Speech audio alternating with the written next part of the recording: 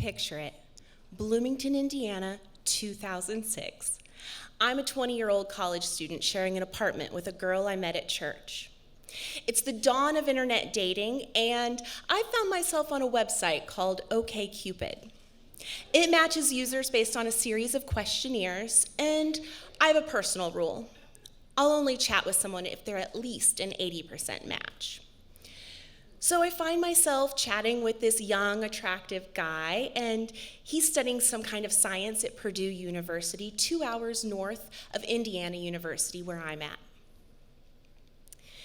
He offers to take me out to dinner, and on the night he arrives, on the evening that we agreed to, he arrives, knocks at the door, introduces himself, and immediately asks if I have any eggs in my refrigerator. He explains that he wants to test if we'll make a good team. An egg toss, out in the parking lot.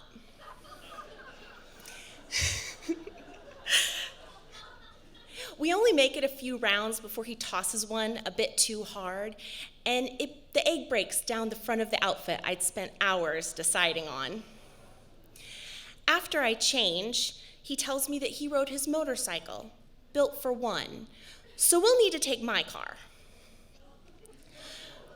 He insists on driving because he's the man. Yeah.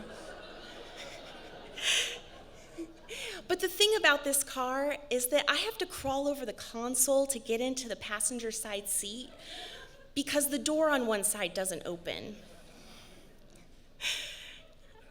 And I worked 3 jobs to afford that car, and he makes fun of the car the entire ride to the restaurant that he chose.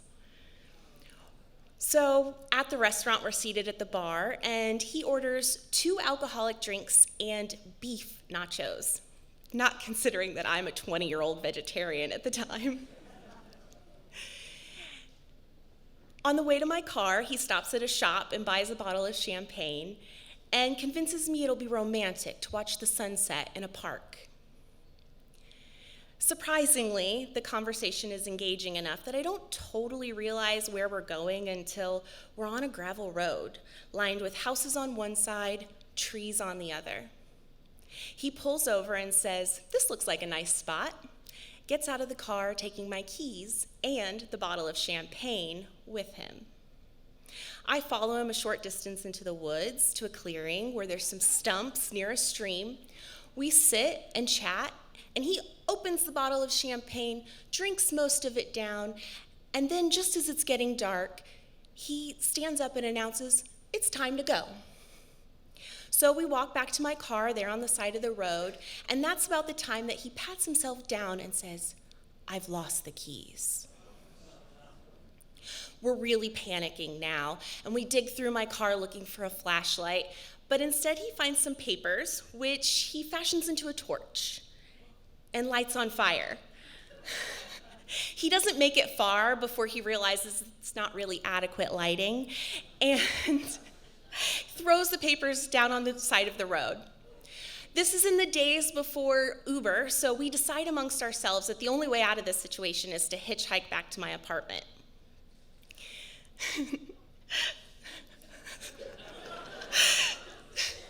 So, as the first car approaches, he runs out of the road, wildly waving his arms, causing the car to swerve around him.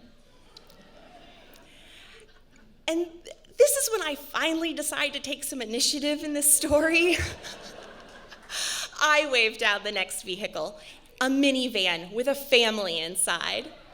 I explain our dire situation, and they reluctantly agree to let us into the car. So also, in the days before Google Maps, we navigate back to my apartment using landmarks.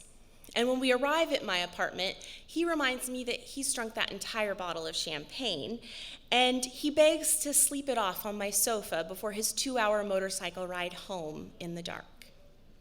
I discuss it with my roommate, and she goes upstairs to lock herself in her bedroom,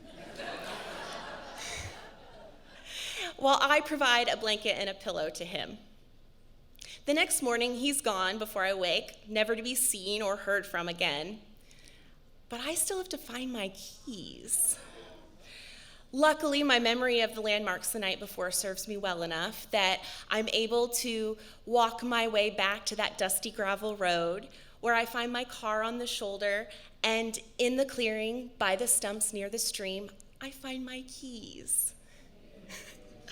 Along with that empty bottle of champagne, of course.